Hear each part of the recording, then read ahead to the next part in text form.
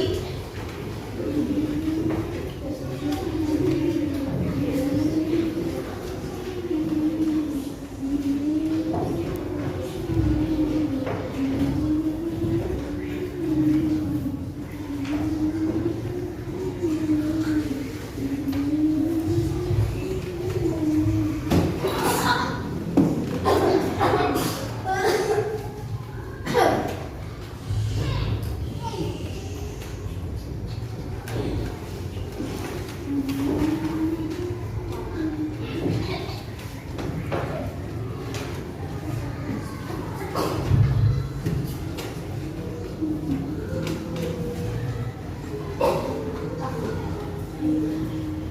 Sudah?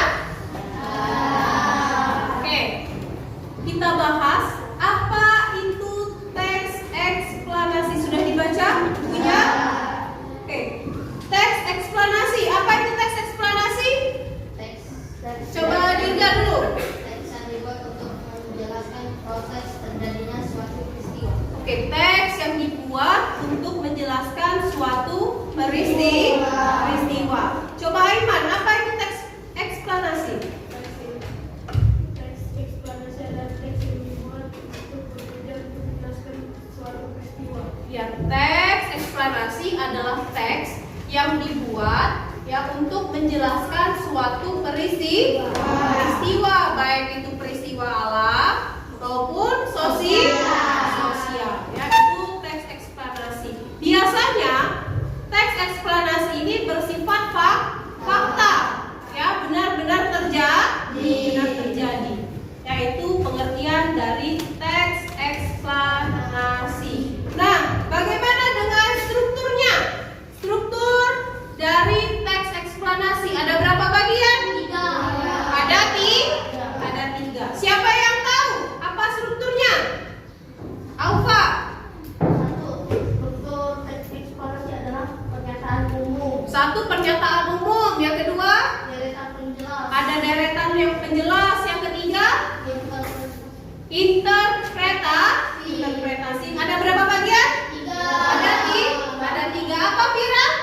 Satu, Pernyataan umum. pernyataan umum. Yang kedua, deretan penjelas. Yang ketiga, interpretasi. Ya, ingat ya. Jadi kalau kita membuat teks eksplanasi itu ada tiga bagian. Ya, coba diulangi sama Fatah. Teks eksplanasi bagiannya. Pernyataan umum. Terus deretan penjelas. Satu lagi, interpretasi. Nah, dari ketiga bagian ini, yang pertama ada yang namanya pernyataan umum. Rehan, apa itu pernyataan umum pada teks eksplanasi? Penjelasan awal tentang sesuatu yang akan dibahas. Ya, penjelasan awal tentang sesuatu yang akan dibahas. Itu yang dimaksud dengan pernyataan umum. Yang kedua ada yang namanya deretan penjelas. Inaya Aulia, apa itu deretan penjelas pada teks eksplanasi? Menjelaskan proses terjadinya peristiwa secara lengkap. Ya, menjelaskan suatu peristiwa secara lengkap. Ya, itu yang kedua. Yang terakhir ada yang namanya interpretasi. Siapa yang tahu interpretasi? Coba Dirga, apa itu interpretasi? Berisi pandangan atau kesimpulan penulis Ya. peristiwa yang telah dibahas. Oke, intinya yang namanya interpretasi itu adalah kesimpulan dari penulis. Ya, jadi ingat ya, struktur dari teks eksplanasi ada tiga. Yang pertama tadi pernyataan, yang kedua deretan penjelas, yang ketiga interpretasi. Nama lainnya adalah kesimpulan. Paham strukturnya? Oke, kita lanjut sama yang terakhir. Ada yang namanya ciri-ciri dari teks eksplanasi. Siapa yang tahu ciri-ciri dari teks eksplanasi? Eji, coba Eji, apa? Berisi informasi yang bersifat ilmiah dan berdasarkan fakta. Ya, pertama sifatnya berisikan apa sesuatu berdasarkan fakta. Yang kedua,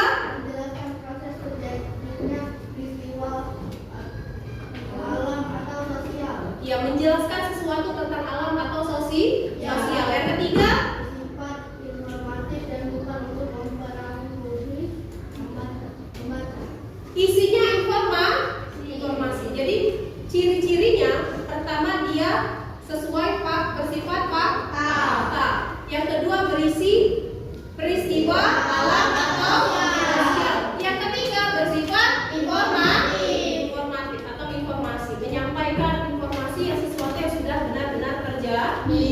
Ya, itulah teks eksplanasi. Paham?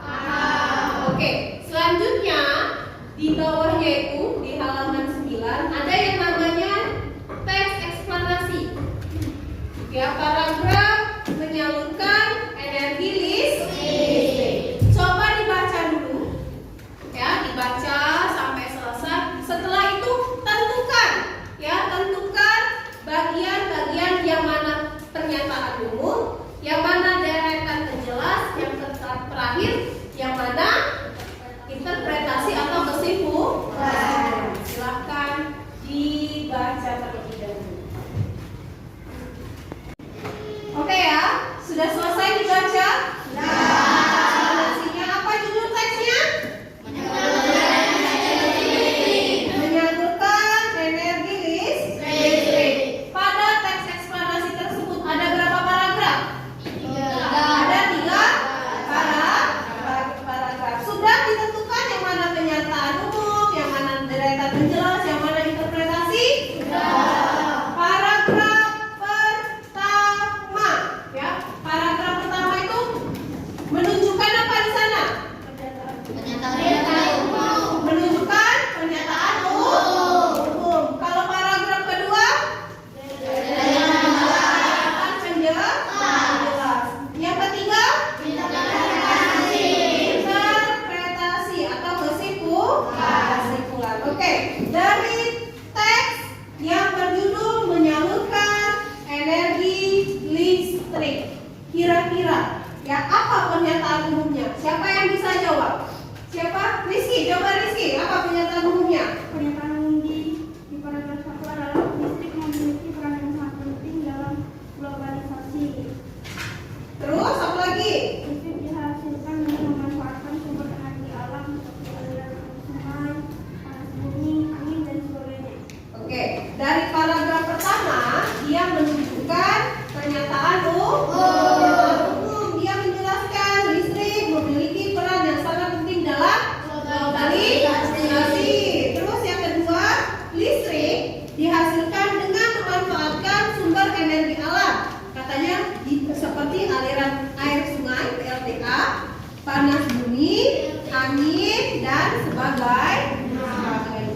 Yang paragraf kedua menjelaskan apa? Deretan penjelas. Siapa yang tahu apa saja? Menjelaskan apa saja di situ? Oke, Dirga, coba Dirga. Deretan penjelas paragraf kedua.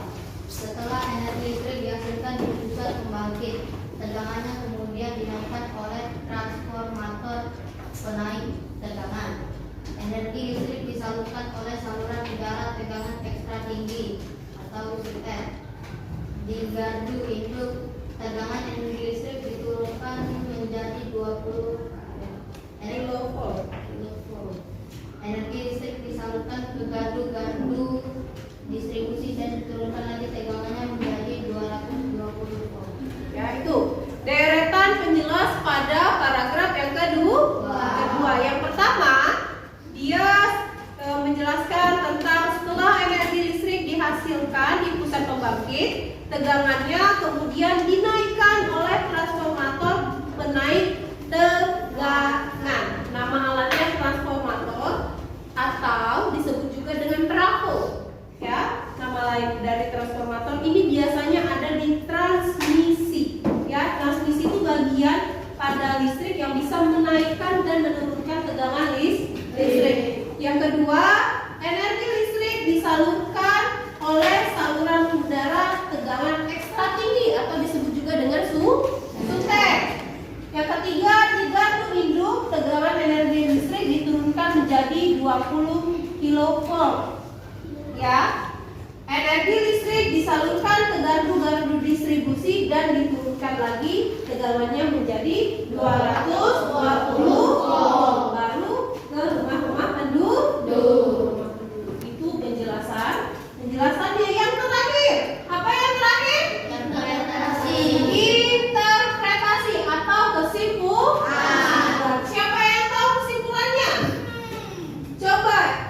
Yohan deh, Yohan dulu. Interpretasi paragraf 3 adalah informasi yang berasal dari berbagai belahan dunia dapat dengan mudah diakses oleh masyarakat berkat bantuan listrik. Nah, yang ketiga ya, interpretasinya pada paragraf ketiga, informasi yang berasal dari berbagai belahan dunia dapat dengan mudah diakses oleh masyarakat berkat bantuan listrik. Ya, jadi dari paragraf tersebut kita bisa menentukan yang mana pernyataan umum, yang mana apa? Deretan menjelas, yang terakhir interpretasi atau kesimpulan. Bisa? Nanti tugas di rumahnya ya, buka halaman 15 ya. Halaman 15, di sana ada yang namanya teks matahari, sumber energi yang tak tergantikan. Nanti di rumah tentukan pernyataan umum, apa pernyataan umumnya, apa deretan penjelasnya, dan apa interpretasinya atau kesimpulan. Sampai situ bisa dipahami? Bisa. Jadi yang namanya teks eksplanasi itu adalah teks yang dibuat untuk menjelaskan suatu peristiwa. Yang harus diingat bagian-bagian dari teks eksplanasi. Ada berapa bagian? Ada 3 bagian. Coba ulangi, pandai gak? Apa bagian-bagian dari teks eksplanasi?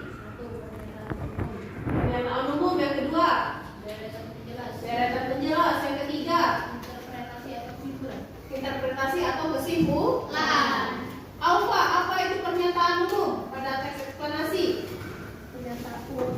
Pernyataan umum adalah penjelasan awal tentang sesuatu yang akan dibahas. Ya, penjelasan awal tentang sesuatu yang akan dibahas. Yang kedua ada yang namanya deretan penjelas. Apa? Inaya Aulia, deretan penjelas. Menjelaskan proses terjadinya peristiwa secara lengkap. Menjelaskan suatu peristiwa secara lengkap. Yang ketiga ada apa? Interpretasi. Ada yang namanya interpretasi. Interpretasi adalah kesimpulan yang dibuat oleh penulis. Paham ya? Itu apa? 3 bagian dari teks eksplanasi. Yang terakhir ada yang namanya ciri-ciri dari teks eksplanasi. Yang harus diingat pasti berisi fakta, ya.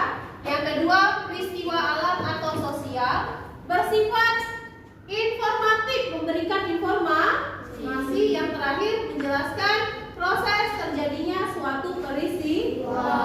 Bisa dipahami? Bisa. Ada tugas ya di rumah ya?